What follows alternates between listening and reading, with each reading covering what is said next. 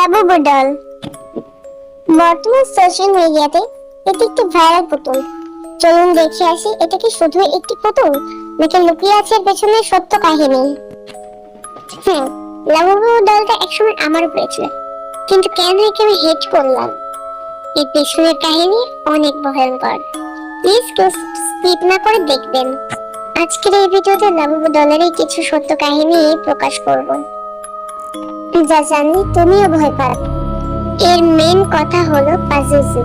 এটি একটি শয়তান যা পুরো গ্রামকে আক্রান্ত করেছিল রবিন। তার উপরই কল্পনা করে বানানো হয়েছে এই লাবুবু। একটু খেয়াল করে দেখতে পারবেন এদের মধ্যে অনেকই মিল আছে। তবে জানলে অবাক হবেন, এই পুতুলগুলোকে আগে কালো জাদু করার ক্ষেত্রে ব্যবহার করা হতো এবং অনেক মানুষেরই ক্ষতি করা হয়েছে এই সামান্য পুতুল দিয়ে। তাহলে দেরি নয়, এখন থেকে একে বাদ দিন মন থেকে। ভুলে যান এর কথা, মাথায়ও আনবেন না লাবুবুয়ের কথা। Bye bye, পিকুস।